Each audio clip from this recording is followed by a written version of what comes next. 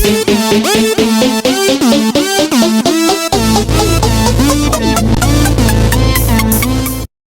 good morning. Ayun, ako ulit, si Virgil Steria at nandito tayo. Katatapos lang ng aming ginawang event or ng seminar na itinuro ni Doc Oy.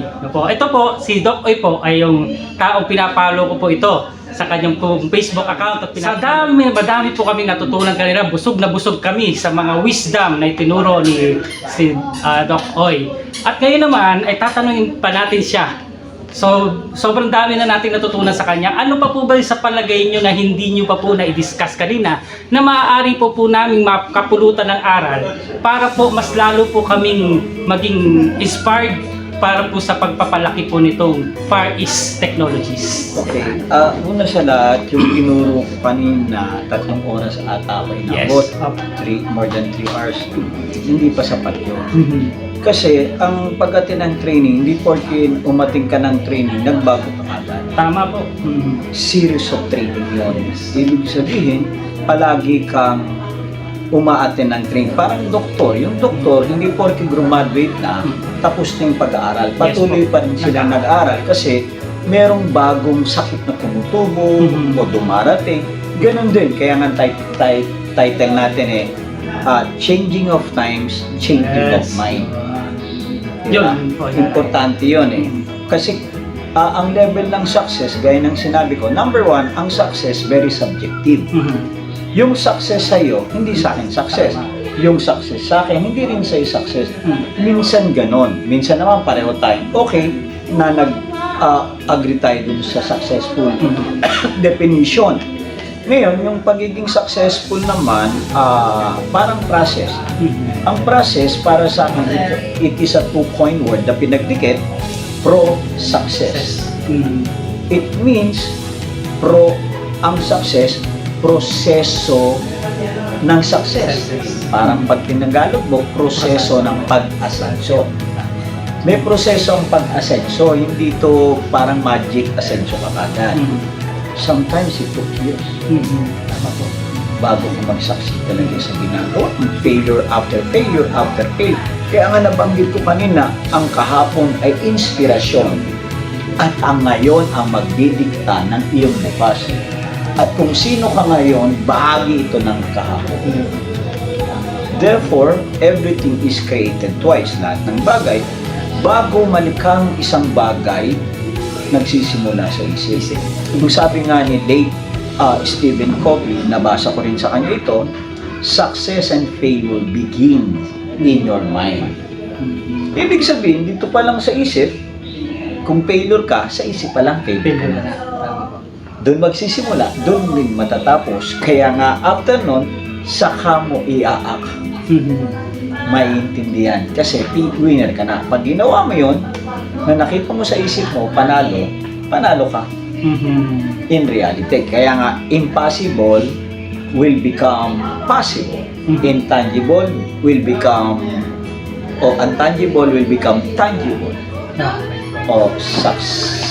Success, failure will become success. Invisible become visible. Yun yung malaking bagay. Okay, salamat po. Bali, meron po akong pangalawang tanong. Actually, kanina gusto ko itanong to sa inyo. From the board dun sa inyo pong analysis.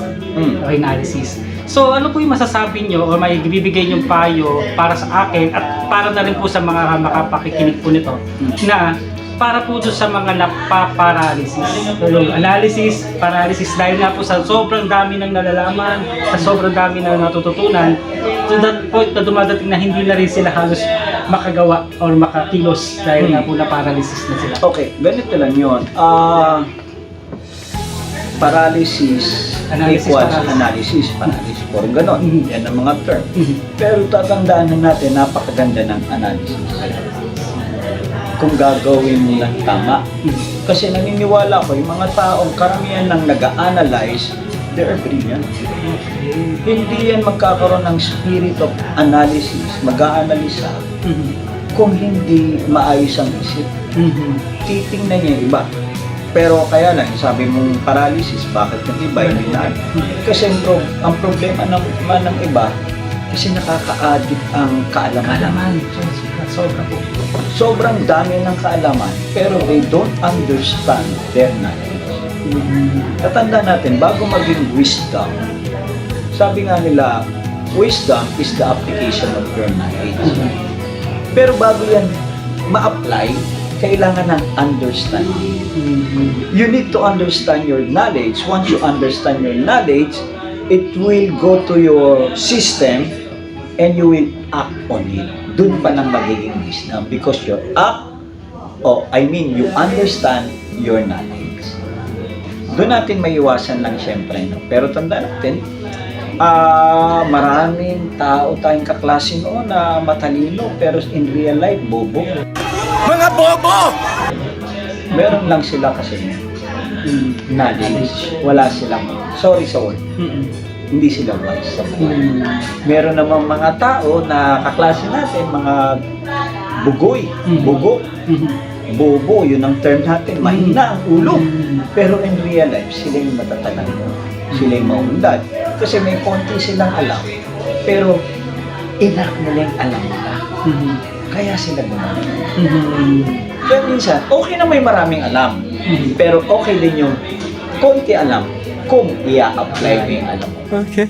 Kaya nga ang sabi ng African proverb, when you pray, move your feet. Sabi naman ni Santiago, ang pananampalatayang walang gawa ay kaya pag di mo gagawin ang iyong pananampalataya, sigurado patay kang bata. So, pangatlo po at panghuli na po ito ay ano po yung naging impression nyo or naging analysis ninyo sa Far East Technologies in terms of technologies? Yung technologies, konti pang alam ko sa Far East Technologies, pero isa lang masasabi ko, darating yung panahon, yes, nagkakaroon ng changes. Networking world is good, traditional networking is good, pero nag-upgrade. Dati hindi uso ang binary, pero nagkaroon ng binary. Ganito, ganyan. Ibig sabihin kumbaga sa kotse, hybrid.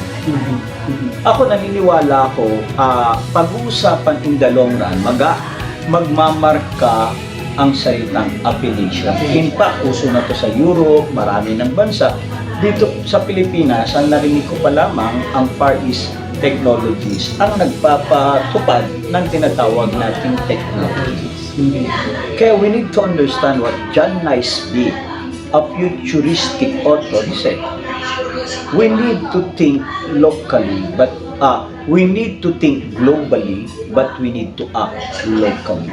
In the time of technologies, by the help of internet, the world today is just one mouse click away. Salamat po, Doc. At ito po muli si Doc Olan Ignacio at ako po muli si Virgil Steria na nagsasabi na nasa kamay mo, at tagumpay mo at sa tulong niya. Bye-bye!